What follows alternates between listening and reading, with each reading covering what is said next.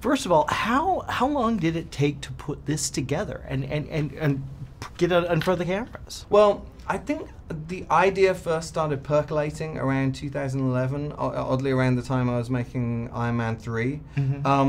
And the way I tend to do things is I have a little book, I have a playlist, and I have like a Dropbox, and I just start putting photos and songs and ideas down in those things, and then eventually, if it's the right idea, they kind of come together. And so that's how it started. And I knew I wanted something to direct, and I'd written things to try and do that before. They hadn't made it across the line, and there was just something about Hotel Artemis that clearly stuck. I mean, on one level, it's because it was low enough budget that, you know, because it's a contained bubble movie, but it's also because, for some reason, the characters in Artemis spoke to the actors, and I was able to put together this just amazing cast. Well, first of all, I can't remember a sci-fi film featuring an older character, an older woman. Well, no, and there's a reason I made it as an indie, you know, because I make studio movies the whole time as a writer. I could have gone in there and gone, great news, I have a movie, it's a dystopian sci-fi secret hospital for criminals, and they would have been like, tell us more. And then I said, with a central character that's a 65-year-old woman. At which point I would have been shown the door, unceremoniously. But for me, that character is the heart of the movie. Absolutely. The fact she's older, that she's a woman, that there's a tragedy behind her. It's what the whole idea, even though it's an idea that spawned a universe, it came very organically from the kernel of her. So I was never interested in making the film if it didn't have that 65-year-old nurse in the middle of it. So so I went and made it the way I could make it. Was Jodie always the choice?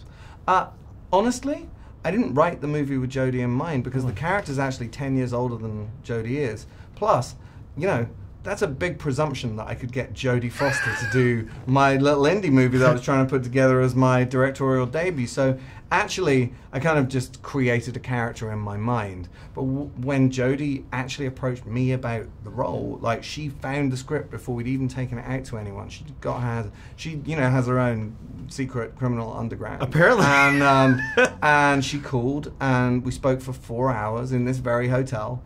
And at the end of it, she was very generous. She said, look, you've got to go talk to other people, I understand that, but just know that I'm here at the end of the process, and I want to do the film. And I got in my car, and I maybe waited 30 seconds before I called my producer and said, we've got to get Jodie Foster to do this film. Yeah. So that was how it began, and she was the first piece of the puzzle. And I think she obviously acted as a seal of approval to a degree to the other actors that, as a first-time director, I could be trusted. Well, it's such an amazing story. You built this world from the ground up. Yeah. There's plenty more you could do with this. Have you thought far ahead? Are you thinking that way? I mean, there's a certain hubris in plotting a universe beyond the movie that you've written before that movie comes out. But having said that, if you love your world and you're a writer-director, then you can't help but be constantly thinking about other places you could take these characters, or the fact that, you know, there are a world of underground secret hospital for criminals, you know, in America and beyond. And so, sure, if I get a chance to tell those stories, I would be over the moon. It's the most violent riot in California history. The largest civil unrest. 3 minutes. Open the ball now! Oh, that's real nice. You don't want it? No, I really do. Hit the ground now! I need to make a call. Hello. How can I help? Easy, fellas. Everybody's gonna get fixed up. Now verify your memberships, and we're off to the races. The Artemis is a secret hospital for criminals. I thought you were done with all this. I got out, but you know how it goes. You're never out. Not up here. I thought this place was a myth. We've been here for 22 years. This hospital was built on 2 things: trust and rules. You see that badge? That means I'm a healthcare professional. You're an arms dealer, right? Don't push my buttons. Don't you do that. I'm a professional, but this woman, she's a business. If you knew what she could do to you with just that cup of coffee. You're lucky this place has rules. The Artemis isn't safe for us, because it is. It's a portable vault. Worth about 18 million. Wolf King's probably gonna want those back. Okay, this is a real problem. It's here. Open the gate! That's against the rules. Rules? Without the rule breakers, honey, where would you be?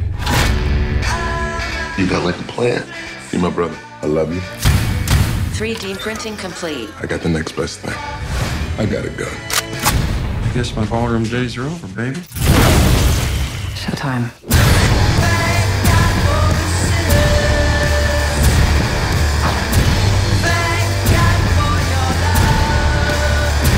There's a war zone up here. Am I gonna make it out of here? We can do it together. This is what I do. Visiting hours are never. Busy night at the Artemis. You know, you might want to buy some scented candles or something, because it smells like somebody died in here. They did.